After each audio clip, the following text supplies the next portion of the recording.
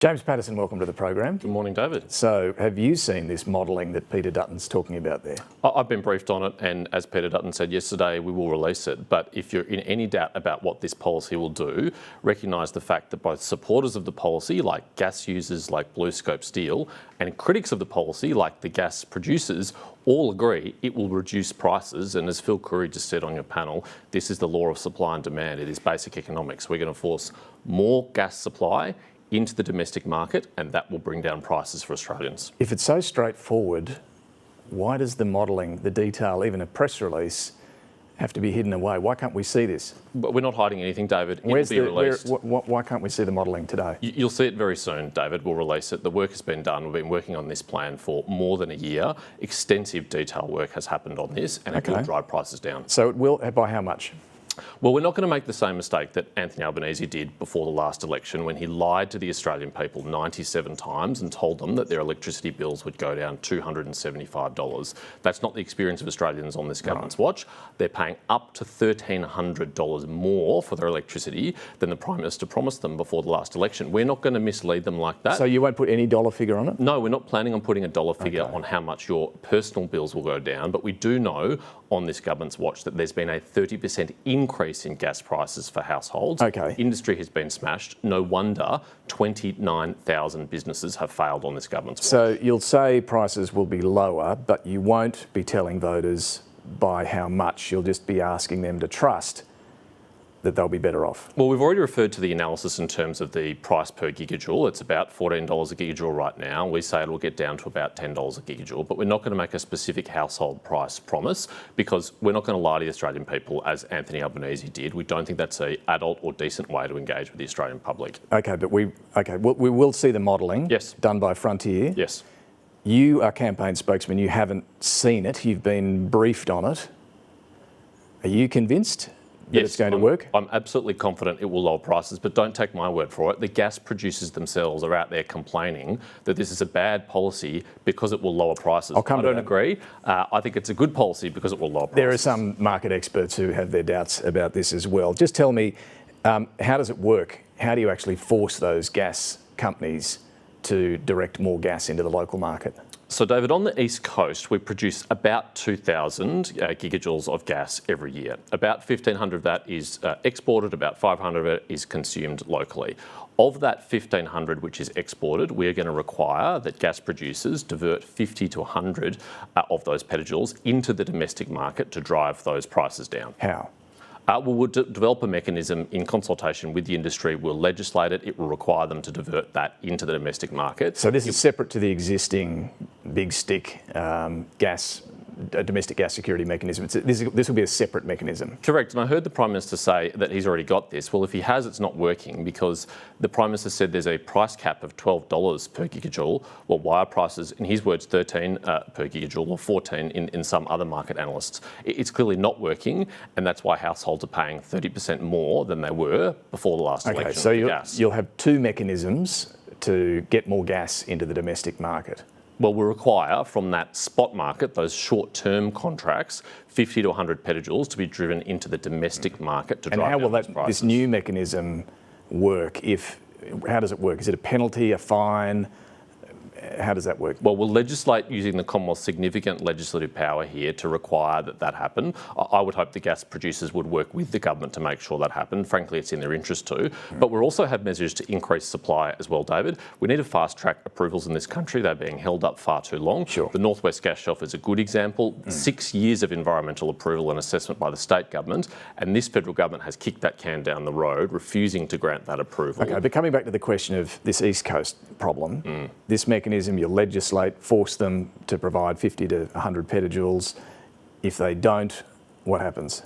Well, there'll be consequences for them. There'll be penalties for them. Fines? Yeah, well, if that's what's necessary to bring this gas into the market, we'll do it. But we're also investing in supply and transportation and exploration. So we have a $1.3 billion plan for more exploitation and exploration of gas, and moving the gas around the country where it needs to be, particularly in the southern states. So it's $1 billion on gas pipelines. Yeah, and just on that, so the $10 that you've set on, like why 10, not $9 or $8? Well, that's the analysis that we've got. That's what it says, the effect of diverting the 50 to 100 petajoules into the domestic market. And does that include the cost of getting it from Queensland down to Victoria? Well, we're spending $1 billion on gas infrastructure to help move that'll take years to build. Well, we think you can move quickly on this. I mean, it is. We're talking about the end of this year. Peter Dutton's saying you'll get $10. Does that include the transmission or the transport of the gas, or is that just the price? David, I'm from Victoria. The Victorian state government is contemplating spending $800 million on a gas import terminal in Victoria. We've got years and years of supply of gas underneath our feet that we're not taking advantage of. We want to get more gas into the market. I understand that. Require it to be. Does the $10 price include getting it to Victoria? David, the $10 price is the analysis that we've got from Danny Price, from Frontier Economics, of the effect of diverting that gas into the East Coast domestic market, and that's what the benefit that households and businesses will see. It's why manufacturers are so enthusiastic about this and have backed it, because it's going to reduce prices for them. Okay, but to get it to Victoria where it's needed, it could be more than $10? Well, the Victorian government has locked up the gas that they have underneath our feet, and that is just madness. But your policy, to get that gas down to Victoria, will it be more than $10? Look, David, I've just said that the market price for gas domestically in Australia will be at $10 a petajoule compared to what it is, a gigajoule, sorry, compared to what it is right now. In Victoria? Yes. Okay. Look, a few other things. The Liberal Party meant to be the party of free markets and lower taxes. Here you are intervening in the gas market. You want to break up supermarkets and potentially break up insurance companies. And this week we saw you're now opposing lower personal income taxes. You want to push that tax rate higher. Is this still the party of John Howard? Well, just quickly on supermarkets, because I heard your interview with the Prime Minister before. His plan hasn't survived 3 questions or 3 minutes. It fell apart because he couldn't define price gouging. Now, he says he's going to ban price gouging, but if he can't tell you what price gouging is, how on earth are they going to do it?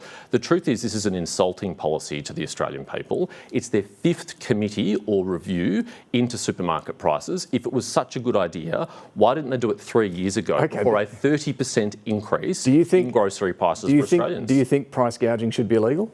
Well, we're very happy to make price gouging illegal. But why didn't you ever do it? You were in office for 9 years. We've got a better plan to this, David. We've got a plan to introduce targeted divestment powers for the supermarket industry. So if they're abusing their market power, if they're stifling competition, we can have that last resort power, which would be a very tough incentive. The Prime Minister has nothing to accompany his policy at all. There's no enforcement at all. He won't contemplate divestment. We seem to have moved away from the question, which was about why the Liberal Party is promising to increase personal income taxes. Are you comfortable with that? Well, David, you can't spend $1 twice, and we're not being honest with the Australian people if we can say that we can do it all. We think we've got a better plan, which is to reduce petrol excise now, not wait 15 months to provide people a 70-cent a day tax cut. But right now, every time you fill up a 55-litre fuel tank, you'll save really significantly. $14 a week if you're filling up every week. For 1 year only. For 1 year only. $28 a week if you're filling 2 cars up every week. It's a temporary relief, though, isn't it? That's right, and we'll review that in government if we're successful at the end of that period. So you might extend that longer. As I said, David, we're promising it for 1 year. We'll review it in government if it's still necessary. But we plan to get. So that could see the budget go further into deficit if you do extend it. Well, David, we plan to get the cost of living under control. We plan to get inflation down, and every time you go to the petrol station under a Dutton government, you'll be getting a tax cut. So now you might extend that fuel excise relief beyond 12 months. Well, Peter Dutton's already said this a couple of times, David. That's not a new statement. Of course, we will look at the circumstances at the time when we're in government, but what we're committing to is a 25% reduction per litre of fuel every time you go to the petrol station. Okay. I want to ask you about a couple of things closer to your portfolio. Migration. Peter Dutton in the budget reply repeated that the coalition would reduce the permanent migration intake by 25%. How will you do that? So in the first year, we're proposing that permanent migration come down to 140,000. Again, in the second year, 140,000, up to 150,000 in the third year, and 160,000 in the fourth year. Over the forward estimates, that's about a 25% reduction from what Labor is proposing to do. But I note that Labor hasn't actually met their own targets. They've exceeded them on every single year, and they've brought in over 1 million people in their time in office. Okay. But their signature housing policies, like the HAF, haven't built a single home, and no wonder our rental and housing markets are out of control. Let's just stick with your plans, though. I guess I'm asking how you reduce it. I mean, take a look at the makeup of permanent migration. As you know, it's mostly skilled migrants, 71%, 28% a family reunion, and then you've got a small number of special eligibility. So which part will you cut? We'll be announcing our policy on how we're going to reduce both permanent migration and also temporary migration, so that net overseas migration is reduced from what it is now. But I'm just asking about permanent migration. Yes. You've said you'll cut it by 25%. So will that be across both skilled and family? The good news is, David, Australians don't have long to wait. Our policy on this will be released very soon. It'll be open to scrutiny. Happy to discuss it with you at that time. Well, we've only got 3 weeks before people start voting in early voting, and we're waiting for how this gas plan's going to work. No, we've told you how the gas plan's going to work. Well, the modelling. Yep, and that's going to be released. And this will be released. Are you giving people a fair go to have a look at your plans? David, long before the first Australian casts their vote, these policies will be out in the public domain for people to scrutinise. Ukraine, look, you were on this program 4 weeks ago. We talked about Ukraine. You were arguing Australia should continue strongly supporting Ukraine. You said it was too early to speculate on the question of sending peacekeepers. Why 4 weeks later, or was it only a couple of weeks later, has Peter Dutton decided that Australia should not be involved in sending peacekeepers? Well, David, we're very proud of the support that we offered Ukraine when we were in government. When we were in government, we were at the top of the international league tables for per capita contributions to the war in Ukraine. We've fallen down that list on Labor's watch. They promised M1 Abrams tanks. They haven't delivered them. Instead of providing the Taipan helicopters to Ukraine, they buried them in the ground. They left our embassy closed for 3 years in Ukraine when other countries reopened theirs within a matter of months. So we strongly support the war in Ukraine, but there is no more grave decision for a government than to deploy Australian troops to a war zone. And this is the front line of a war zone with a nuclear power where hundreds of thousands of people have lost their lives. And it is not clear at this stage whether there would be an implicit or explicit American security guarantee. Now, there is not a time in recent decades that Australia has deployed troops without an American security guarantee.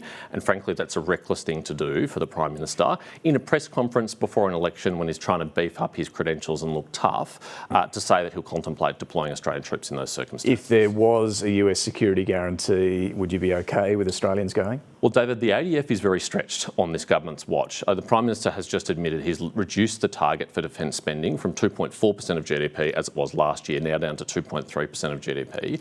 And we can't even track a People's Liberation Army Navy task group in our own region without the help of a Virgin Australia pilot. If the US has a security guarantee behind any force in Ukraine, would you be okay with Australia sending personnel? David, we're saying the ADF is more stretched than it needs to be right now. We will spend more on defence, we'll spend it more quickly. But until we've made that investment, we are not in the position to be just deploying Australian troops to the front line of a war zone on the other side of the world. We've got enough problems. If we're so stretched and we need to have people here, should we bring back the 100 personnel training Ukrainian troops in UK? No, we think that's an appropriate investment, an appropriate contribution. Right. But the Prime Minister's talking about an additional contribution on the front lines of a war zone when we can't even track a PLA and task group in our region without the help of Virgin Australia pilots, David. Defence spending, you're obviously critical of the government. Will the coalition increase defence spending beyond that 2.3 or 2.4%? Yes, we will spend more and we will spend it faster because the Prime Minister just said on your program that we're spending enough right now for the challenges we face. We don't agree. We don't think we're spending enough. We will spend more. We'll spend it faster. The $3 billion at least that we promised to spend on an extra squadron of F-35s is extra defence spending that we've already committed to, and we will make further announcements in the course of this campaign. So we'll find out in the next few weeks what level of defence spending you will get to. Correct. And when. Yes. Okay, 2.5% has been speculated. I would have a short-lived career as campaign spokesman if I announced it here on your program today, David. All right, no, look, fair enough. We did see, just a couple of other things finally, some protesters yesterday disrupt both Anthony Albanese and Peter Dutton's campaign events, and apparently security protocols are going to be changed. Are you concerned about this? Will it change campaign planning? I'm very concerned about this, David, because it comes in the context of the Federal Police saying that threats to parliamentarians and other high office holders are the highest they have ever been.